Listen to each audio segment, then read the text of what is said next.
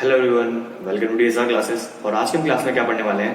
Canonical expressions इन Boolean algebra, यानी कि Boolean algebra में कैनोनिकल एक्सप्रेशंस क्या होती है बेसिकली। देखो, कैनोनिकल एक्सप्रेशन बेसिकली क्या होता है कि बूलियन हम क्या करते हैं, जो बूलियन हमारे पास एक्सप्रेशंस होते हैं ना, उनको हम एक्सप्रेस कर सकते हैं। एक्सप्रेस मतलब कि सिंप्लीफाई कर सकते हैं ना, सिंपल। उनको मतलब दूसरे फॉर्म में हम एक्सप्रेस कर सकते हैं। और एक्सप्रेस करने के दो मेथड्स होते हैं। पहला मेथड क्या होता है? एसओपी। एंड दूसरा मेथड क्या होता है? POS. SOP stands for sum of product and POS stands for product of sum. First of all, what is SOP?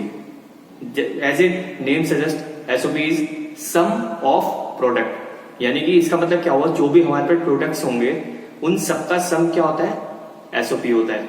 And second is POS. POS मतलब क्या? Product of sum. यानी कि POS मतलब क्या? जो भी हमारे पास सम होंगे उन सबका प्रोडक्ट क्या होता है? POS. अब जैसे हमने अपनी पिछली बूलियन अलजेब्रा की वीडियो में देखा था कि मिन टर्म और मैक्स टर्म क्या होते हैं, राइट? मिन टर्म क्या होते थे कि जो भी हमारे पास वैल्यू होती थी उनका क्या होता था? वो प्रोडक्ट होता था, राइट? एंड मैक्स टर्म क्या होता था? जो भी हमारे पास वैल्यू होती थी उन सबका सम होता था, क्या? Max term. SOP min term से रिलेटेड होता है एंड POS मैक्स टर्म से रिलेटेड होता है। कैसे? एसओपी मतलब क्या होता है? सम ऑफ प्रोडक्ट, यानी कि जो भी प्रोडक्ट वैल्यूज है उन सबका सम होता है, क्या? एसओपी। और प्रोडक्ट मतलब क्या होता है? Min term. यानी कि मिन टर्म यही तो होता है, मतलब कि जो भी वैल्यूज होती है सबका प्रोडक्ट। यानी कि जितने भी मेरे पास मिन टर्म्स है, अगर मैं उन सबको सम कर दूं, उन सबका सम कर दूं और यूं से उन सबको ऐड कर दूं, तो उसका मतलब क्या हुआ? वो हो गया एसओपी। यानी कि मैं एसओपी को ऐसे भी कह सकता हूं, sum of min terms, right? Now second is POS, product of sum. यानी कि सम्स का प्रोडक्ट। और सम्स किसका होता है? मैक्स टर्म का। यानी मैक्स टर्म क्या होता था? जो भी वैल्यूज होती थी उन सबका सम होता था। और मैं POS को ये भी तो कह सकता हूँ कि प्रोडक्ट ऑफ मैक्स टर्म्स। यानी कि जो भी मैक्स टर्म्स होती है उन सबका अगर मैं प्रोडक्ट कर दूं तो वो क्या बन जाता है? POS बन जाता है। सो कैनोनिकल एक्सप्रेशन यही होता है कि हम एक बूलियन एक्सप्रेशन को दो वेज में क्या कर सकते हैं? एक्सप्रेस कर सकते हैं। पहला वे क्या होता है? एसओपी। दूसरा वे क्या होता है? POS. SOP is sum of product and POS is product of सम।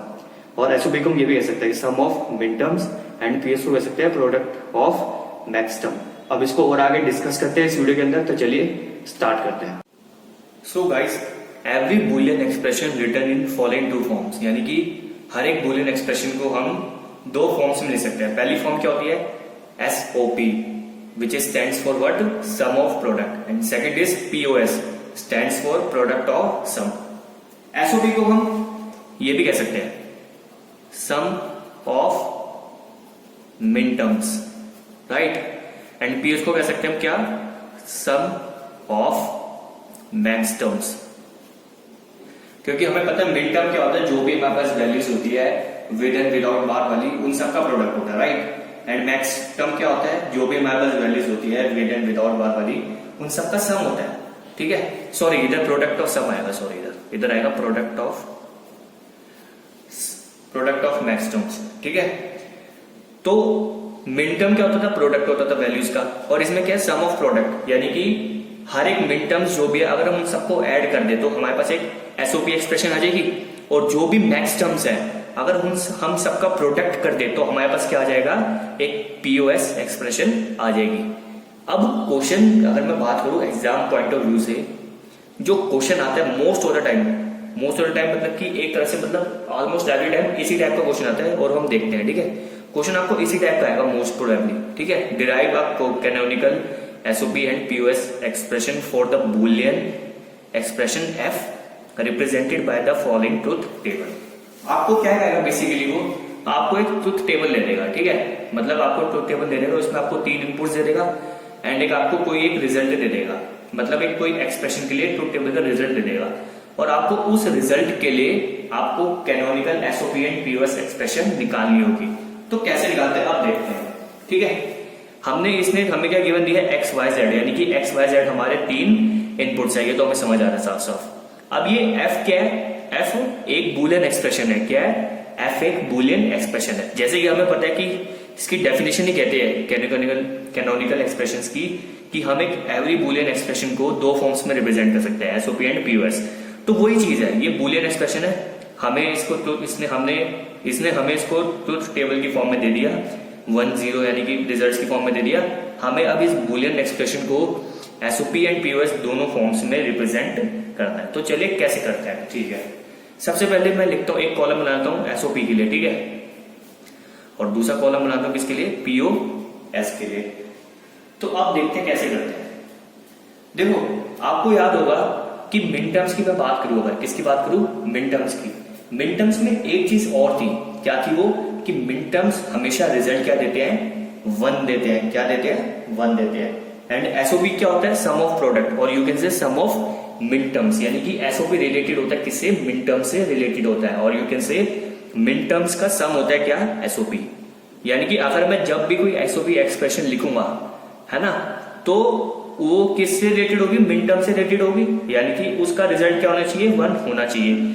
तो अब मैं क्या करूंगा, जो भी मेरे पास ये एक्सप्रेशन दे रखी है, जैसे एफ दे रखी है ना, एफ एक्सप्रेशन, इसमें जो भी 1 है, क्या, जो भी 1 है, यानी कि जो भी रिजल्ट हमारे 1 है, वो किसके लिए होंगे, हमारे एसओपी के लिए होंगे ऑब्वियसली। अब दूसरी बात, पीओएस।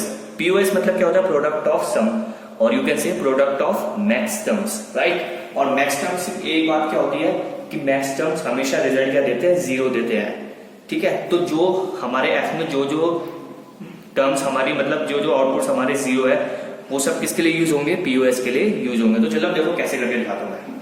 सबसे पहले एफ की वैल्यू क्या है, 1 मतलब क्या है कि max term, sorry mid term की बात कर रहा है, क्योंकि मिड टर्म्स में ही क्या होता है, रिजल्ट 1 आता है। तो मिड टर्म की बात कर रहे हैं, यानी कि एसओपी की बात हो रही है, ठीक है। आप देखो एसओपी में क्या होता है, मिड टर्म्स का सम होता है, और मिड टर्म्स में क्या होता है, रिजल्ट 1 आता है। तो एक्स क्या इधर 0 है, एक्स है 0, लेकिन रिजल्ट हमारा क्या होना चाहिए, 1 होना चाहिए। और जब हमें अगर एक्स 0 है, तो अगर हमें इसको 1 बनाना, तो मैं क्या कर दूंगा, एक्स बार कर दूंगा, तभी तो 1 बनेगा। क्योंकि आप खुद सोचो, एक्स 0 है तो एक्स बार क्या होगा, 1 होगा ना। बस आप इतना याद रखो, एसओपी में आपको 1 बनाना है, बस क्या बनाना है, 1। क्योंकि मिड टर्म में हम ये तो करते थे, हमें 1 बनाना होता था, राइट। तो जब 0 है तो मैं क्या करूंगा, उसको 1 बनाऊंगा, तो मैंने एक्स बार कर दिया। सिमिलरली y अगर 0 है तो मुझे y को 1 बनाना है, क्योंकि मैं अभी एसओपी में हूं, और यू कैन से मैं मिड टर्म्स की बात कर रहा हूं, तो ये भी क्या हो जाएगा, y बार। और z भी 0 है, तो इसका मतलब क्या हो गया कि z बार हो गया। और हमें पता है एसओपी क्या होता है, सम ऑफ प्रोडक्ट होता है ना। तो ये क्या होगा, basically x into x bar into Y bar into Z बार होगा। ये अभी क्या लिख दिया मैंने, एक मिड टर्म लिखा है, क्या लिखा है, मिड टर्म। अभी मैंने एसओपी एक्सप्रेशन नहीं बनाई, अभी मैं क्या कर रहा हूँ, जो हमारे रिजल्ट्स हैं, क्योंकि मिड टर्म में रिजल्ट हमें 1 मिलता है, तो अभी मैं क्या करूंगा, सारे एसओपी के लिए मिड टर्म्स को लिखता जाऊंगा, और उन सबको लास्ट में कर दूंगा, सम कर दूंगा, तभी तो होता है सम ऑफ मिड टर्म्स, ठीक है। सेकंड क्या है, 0 किस केस में रिजल्ट में 0 आता है, मैक्स टर्म के केस में रिजल्ट क्या आता है हमारा, 0 आता है। यानी कि अब जो मैं लिखूंगा पीओएस में, वो एक मैक्स टर्म एक्सप्रेशन होगी, ठीक है, मैक्स टर्म वैल्यू होगी एक। तो मैक्स टर्म में 0 आता है, याद रखना। x 0 है तो कोई प्रॉब्लम नहीं, मैं एज इट इज x लिख दूंगा। प्लस क्यों, क्योंकि मैक्स टर्म्स में वैल्यूज का एडिशन होता है, और कैसे सम होता है। y भी 0 है तो कोई प्रॉब्लम नहीं, y एज इट इज लिख दो। प्लस z 1 है, लेकिन हमें मैक्स टर्म में रिजल्ट क्या चाहिए होता है, 0, तो मैं इसको क्या कर दूंगा, z बार कर दूंगा, ठीक है। थर्ड इज f क्या है, 1, यानी कि मिड टर्म की बात हो रही है, क्योंकि रिजल्ट 1 आ रहा है, तो मैं एसओपी में लिख दूंगा।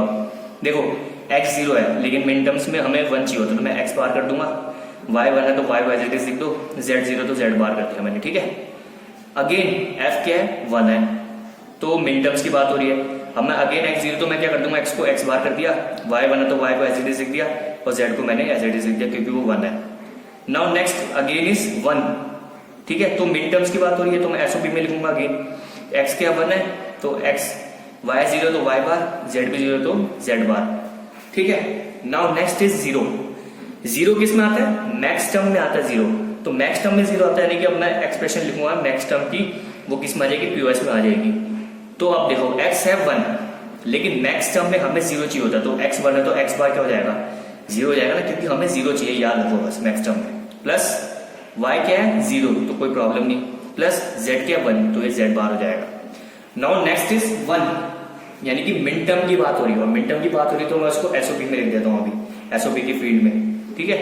x क्या 1 तो कोई प्रॉब्लम ही नहीं है, तो x लिख दो, y भी 1 है तो कोई प्रॉब्लम नहीं है, लेकिन z 0 तो z बार हो गया, ठीक है। And at the last f क्या है, 0 है। f 0 का मतलब कि किसकी बात हो रही है, मैक्स टर्म की बात हो रही है, और मैक्स टर्म की बात हो रही है तो यानी कि मैं पीओएस में लिख दूंगा मैक्स टर्म वैल्यू। x 1 है लेकिन हमें 0 चाहिए होता तो x बार हो जाएगा, प्लस y भी 1 है तो हमें 0 चाहिए तो y बार हो जाएगा, प्लस z भी 1 है तो हमें z तो क्या चाहिए, बेसिकली 0 चाहिए, तो z भी क्या हो जाएगा, z बार हो जाएगा। अब हमने क्या करा, जो हमें बूलियन एक्सप्रेशन दी थी ट्रुथ टेबल में f, उसके लिए जो भी हमारे पास रिजल्ट्स थे 1 0 1 0 जो भी रिजल्ट्स थे, उसके लिए हमने एसओपी में मिन टर्म्स वैल्यू की वैल्यूज लिख दी और पीयूएस में हमने मैक्स टर्म की वैल्यूज लिख दी। अब वक्त है एसओपी और पीयूएस एक्सप्रेशन लिखने का। सो जो हमारी एसओपी एक्सप्रेशन होगी वो क्या होगी, आप खुद सोचो।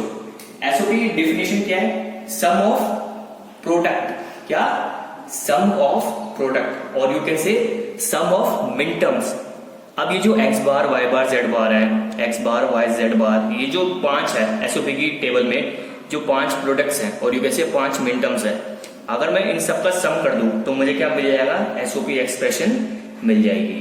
ठीक है, क्योंकि उसका वो खुद ही कहता है कि सम ऑफ मिन टर्म्स, और ये सारे में क्या है, मिन टर्म्स ही तो है। अगर मैं इन सबका सम कर दूं तो मुझे वो क्या मिल जाएगी, एसओपी एक्सप्रेशन मिल जाएगी। तो मेरी एसओपी एक्सप्रेशन क्या होगी, इन सबको ऐड कर दो। सबसे पहले क्या आएगा, x बार y बार z बार प्लस में x बार y z बार प्लस में x बार y z प्लस में x y बार z बार प्लस में x y z बार। एसओपी एक्सप्रेशन होगी। अब बात आती है पीओएस एक्सप्रेशन की।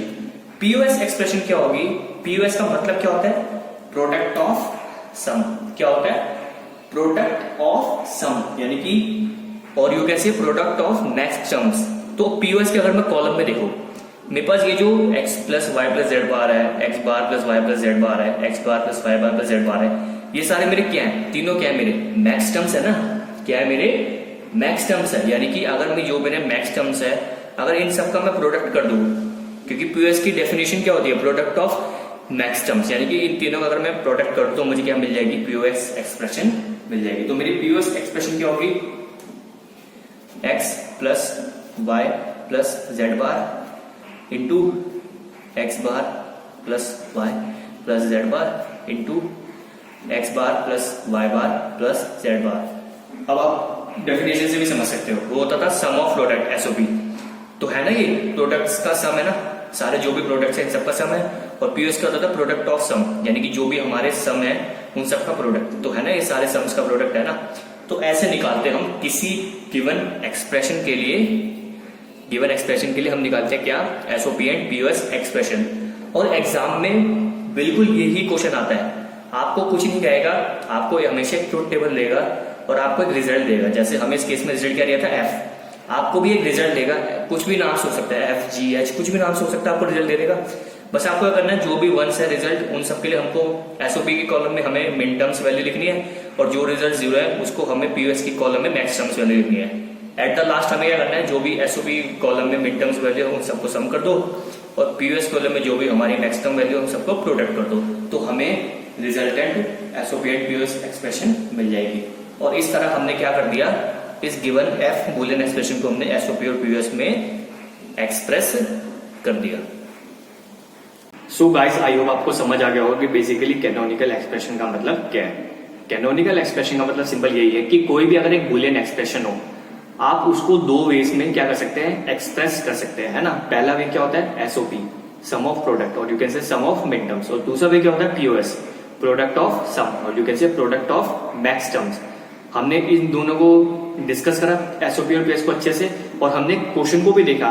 And most of the time exams में यही क्वेश्चन आता है कि आपको ट्रुथ टेबल दे देगा, ट्रुथ टेबल में आपको इनपुट्स दे देगा, और एक आपको बूलियन एक्सप्रेशन का रिजल्ट दे देगा।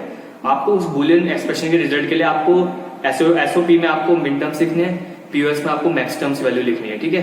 फिर एट द लास्ट आपको एसओपी और पीओएस एक्सप्रेशन को बना लेना है।